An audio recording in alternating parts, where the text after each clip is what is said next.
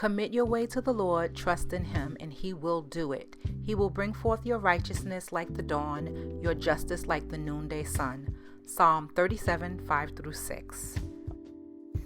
Hey everybody, I am Michelle from Fine Natural Hair and Faith. Welcome to my channel if you're new here, and welcome back if you're not. And as you can see, if you're not new here, I am recording in a different space today.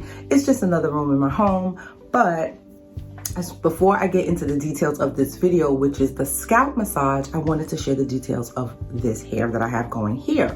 This is a light braid out. It was basically, my hair was in 2 braids after I had trimmed my ends, and I released it to this nice volume that you see here.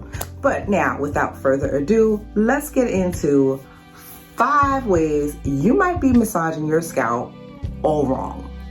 The first way is you're not using an herbal hair oil or a combination of herbal hair oils. By that I mean, let's say you're massaging your scalp just with your fingers. Well, your fingers are not enough to do enough stimulating if you're really looking for hair growth. So you want to use an oil, a combination of oils that contains herbs in it. Fenugreek, amla, henna, bengraj, any of those stimulating scalp, herbs that will really get in and penetrate your scalp because they have the nourishment in them to help stimulate the hair growth. The second way you might be massaging your hair all wrong is you're not massaging in sections.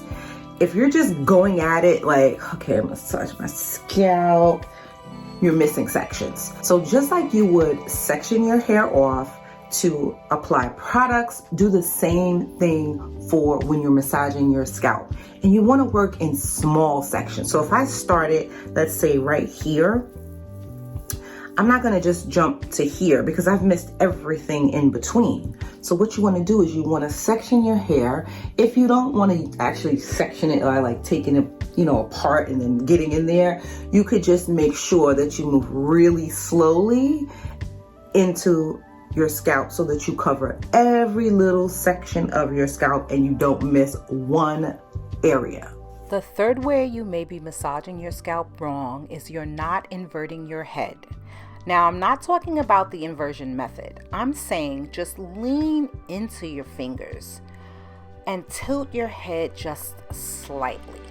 It makes a difference. The fourth way you may be massaging your scalp all wrong is you're not massaging it long enough. That's right. It should not take you 2 minutes to do your scalp massage. If you're massaging it long enough, you will experience that slightly euphoric feeling. I usually experience this after 5 to 7 minutes, where when I'm done massaging my scalp, I feel kind of like just really relaxed, almost slightly dizzy. And I know that sounds strange, but it's just a very relaxing, euphoric feeling. So make sure that you're doing it long enough till it really kicks in and you start to feel that great relaxation. Because let me tell you, the scalp massage is beneficial for more than just hair growth. It helps to calm your mind. It helps to relax you. There's just so many benefits. And the final way you could be massaging your scalp all wrong is you're doing it at the wrong time. Nighttime is best because that's when your scalp, your body enters healing or rejuvenation mode. So it's not saying you can't massage your scalp any other time, of course, but just make sure that one of those times is at night when your body is in its healing mode after you've massaged your scalp and then you hit the sack.